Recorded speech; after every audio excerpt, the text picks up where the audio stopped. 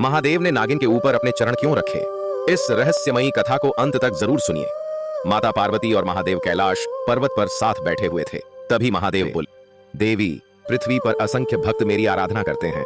कोई संतान के लिए, कोई सुख के लिए, तो कोई केवल श्रद्धा से मेरा व्रत रखता है। मुझे उनके बीच जाना होगा। माता पार्वती मुस्कुराई और स्नेह से बोली, आप अवश्य जाइए स्वामी। मार्ग लंबा है, भूख प्यास भी लगेगी। माता पार्वती ने प्रेम से झोली भर दी और महादेव पृथ्वी की ओर प्रस्थान कर गए। उधर मार्ग में एक नागिन पहले से प्रतीक्षा कर रही थी। वह महादेव के तेज को देखकर कुछ भी करने का साहस नहीं कर पाई। पृथ्वी पर पहुंचकर महादेव ने अपने भक्तों को आशीर्वाद दिया। चारों ओर हर हर महादेव की गूंज होने लगी। भक्तों के प्रेम से महादेव अत्यंत प्रसन्न हुए। थकान के कारण वे अपनी झोली सिर के पास रखकर विश्राम करने लगे। उसी समय वह नागिन उनके चरणों के पास आकर बैठ गई। नींद में अनजाने में महादेव का चरण नागिन के ऊपर पड़ गया। मुझसे बहुत बड़ी भूल हो गई। अपने भक्तों के प्रेम में मैं सब कुछ भूल गया। मुझे क्षमा कर दो। महादेव बोले, इसके बदले में मैं तुम्हें वरदान देता हूँ, जो मांगो मिलेगा। मैं हर जन्म में आपके साथ रहना चाहती हूँ। यह सुनकर महादेव चिंतित हो गए।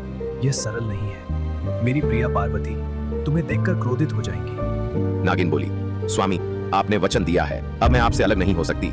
महादेव बोले, ठीक है, पर तुम्हें देवी से छुपकर रहना होगा। तुम मेरी झोली में चली जाओ।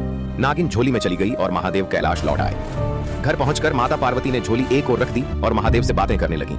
कुछ समय बाद महादेव तपस्या के लिए चले गए। पीछे माता पार्वती सफाई करने लगी।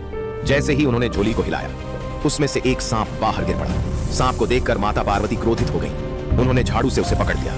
डर से कांपती नागिन बोली, मुझे छोड़ दीजिए देवी, मैं अपने घर चली जाऊंगी। मैं तुम्हें क्षमा नहीं कर सकती। उन्होंने एक गड्ढा खोदा, नागिन को उसमें डाल दिया और ऊपर से मिट्टी डाल दी। कुछ समय बाद महादेव कैलाश लौटे। उन मुख पर गंभीरता थी, पर यह मेरी भूल थी। देवी कृपया मुझे क्षमा करें। अब बहुत देर हो चुकी है, आपने यह बात मुझसे क्यों छुपाई? वह मेरी भूल थी देवी। तब माता पार्वती इस ने जन्म कहा, में यह आपके साथ नहीं रह सकेगी, पर मैं इसे ऐसा जन्म दूंगी जिसमें इसे निरंतर पीड़ा सहनी होगी। यह कहकर माता पार्वती ने नागिन को बेल के वृक्ष का जन्म दिया। महादेव मुस्कुराए और बोले, देवी, अब यह मेरे साथ कैसे रहेगी? माता पार्वती बोली, स्वामी, जो भी भक्त इसके पत्ते आपके शिवलिंग पर चढ़ाएगा, इसकी पीड़ा कम होती जाएगी। इसके बाद माता पार्वती ने बेल पत्र तोड़कर शिवलिंग पर चढ़ाए और प्रणाम किया। तभी उन्होंने कहा, जो भी भक्त सच्चे मन से बेलपत्र और जल अर्पित कर मनोकामना मांगेगा, उसकी इच्छा अवश्य पूर्ण होगी।